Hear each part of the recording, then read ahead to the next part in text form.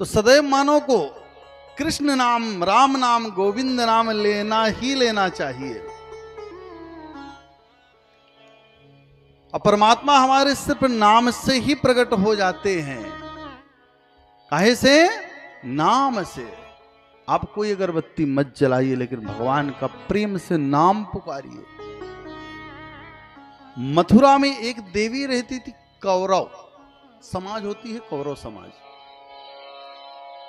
कोई भी संतान नहीं थी बेचारी की। भक्तमाल में बड़ी प्यारी कथा है। कोई संतान नहीं थी।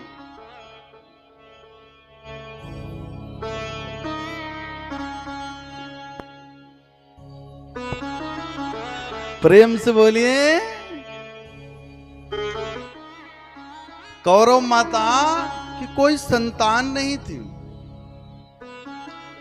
अब वह क्या करती थी? सिर्फ भगवान के नाम का कीर्तन गाती थी। और कीर्तन गाते गाते एक दिन बांके बिहारी के मंदिर में पहुंची और इच्छा ये हुई देवी की कि शरद पूर्णिमा आ रही, शरद पूर्णिमा के दिन क्यों ना मैं अपने हाथों से वस्त्र बनाकर के ठाकुर को पहनाऊं। अपने हाथों से वहां के गोस्वामी जी के पास गई और गोस्वामी जी से चर्चा ये बनाई कि गुरुदेव हमारे हाथ से बनाए हुए वस्त्र शरद पूर्णिमा के दिन आप पहनाएंगे। गुरुदेव ने हाँ कह दिया। प्रेम से बोलिए। गुरुदेव ने क्या कहा? हाँ।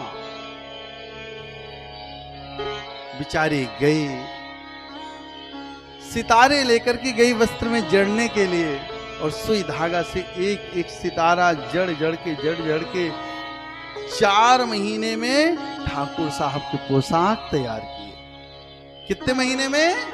4 महीने में। और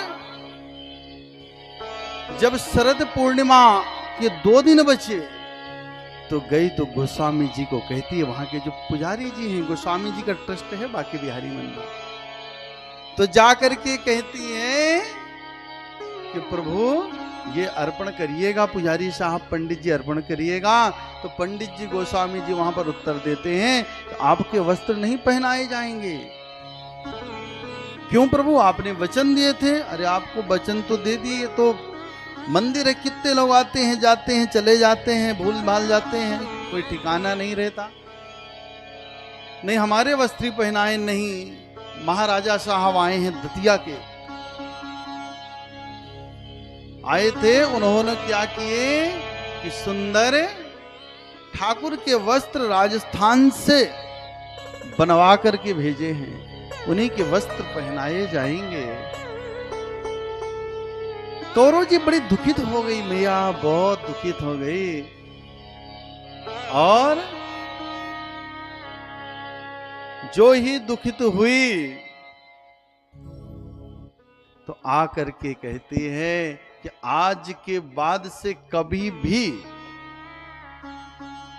मैं आपके दरबार में नहीं आऊंगा, कभी नहीं।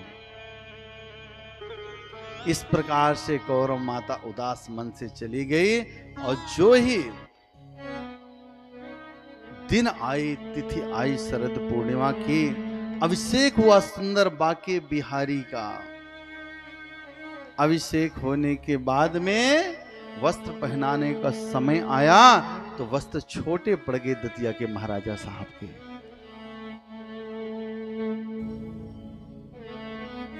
काफी छोटे पड़ गए वस्त्र। जो ही वस्त्र छोटे पड़े, राजा साहब को फोन गया, नाप तौल हुई सब बराबर, लेकिन वस्त्र छोटे पड़ गए। अंत में अब वस्त्र पहनाना है, कोई वस्त्र नहीं, तो वही कौरव माता के वस्त्र थे, वही वस्त्र पहनाए गए। ये है सच्चे प्रेम प्रभु के प्रति। ठाकुर से कुछ छिपा नहीं, परमात्मा से कुछ भी नहीं छिपा है। इसीलिए सदैव भगवान नाम का मानव को जाप करना चाहिए।